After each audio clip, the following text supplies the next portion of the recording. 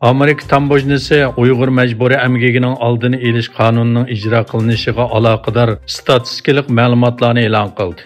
Amerika ovozining xabarida bildirishicha, Amerika tambojnisi 14 mart e'lon qilgan sonliq ma'lumotda 2021 yilning oxirida yo'lga qo'yilgan Uyg'ur majburiy emgigining oldini olish qonuniga asosan jami 3237 turlik import qilingan malni to'sib qolgan.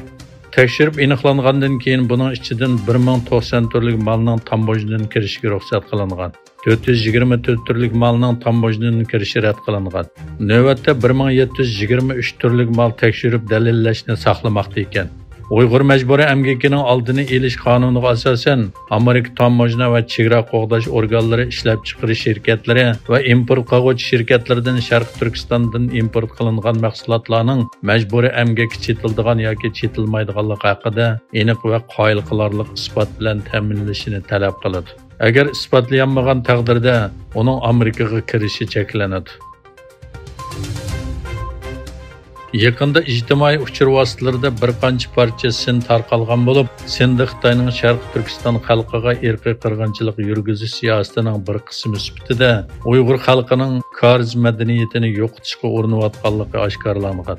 Sinda navbatda Sharq Turkistonda mavjud bo'lgan karizlarning real ahvoli tindirilib yo'qolib ketish oldida turgan karizlar tonishtirilgan bo'lib, nurg'ulg'an karizlarning Xitoy hukumatining kariz atrofiga qurilish qilinishi, kariz quduqlarini axlat bilan tindirib etishi, kariz atrofida yer ichish qatorliq vositalar bilan karizni yo'qotishga boshlaganligi ko'rsatilgan. Karizlar asosan Turpan va Qumul rayoniga tarqalgan bo'lib, uzun yil karizchilik tadqiqoti bilan shug'ullangan mutaxassislarning aytishicha, Uyg'urlar buningdan 2500 yil burun Taklimakan bo'ylari va Turpan o'ymonligini asos qilgan turaqlashgan karizlarni qurib chiqqan. O'z vaqtida karizlarning umumiy uzunligini qo'shib hisoblaganda 5000 kilometrdan eshib ketadiganligi bildirilgan bo'lib, Sharq Turkistondagi karizlar kam deganda 2500 yillik tarixi ekan. Yaqindan buyon TikTokning Xitoy hukumatiga yaqinlashishi va dunyoning har qaysi joylaridagi abonentlarning sonliq ma'lumotlarini saqlashdan andish kuchaydi.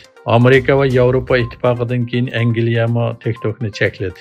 Angliya hukumati Xitoy manbalik ijtimoiy aloqa supisi TikTokni ommaviy telefon va boshqa elektronlik uskunalarda ishlatishni cheklagan edi. Angliya kabinет ishxonasi ministri Oliver Dowden Avom palatasida TikTokni ommaviy telefon va boshqa elektronlik uskunalarda ishlatishning cheklanganligini e'lon qildi. Tayvan Davlat Mudofaa Ministrligi tunugun kechdan bugun atdigangacha Orol atrofida Xitoyga tava 26 harbiy aeroplan va 4 urush paraxotining bayqalganligini xabar qildi. Ministrlikning bayonotida 26 aeroplandan 15ning Tayvan bo'g'ozidagi havo va dengiz denizidan o'tib Tayvan havo tavalligi deb e'lon qilingan rayonlarda uçganligi bayon qilingan. Orol atrofida bayqalgan 26 aeroplan va 4 paraxotning elektronlik iz qo'llash uskunasi, charlash aeroplani, paraxot va yer yuzi boshqariladigan bomba sistemasi tarafidan iz qo'llanganligi bildirildi. İsrailiya sobiq davlat mudofaa ministri Benny Gantz hukumatning talash tortishidagi adliya islohotiga qarshi mamlakat miqyosida kunsiri kuchayayotgan namoyish to'g'risida "Men Isroiliyada ichki urushning yuz berishidan ansirayman" dedi. Benyamin Netanyahu hukumatining butun Angliya organlarining huquqini cheklaydigan adliya islohotiga qarshi tashkillangan ommaviy namoyish davomlashayotganligi 10 haftadan oshdi.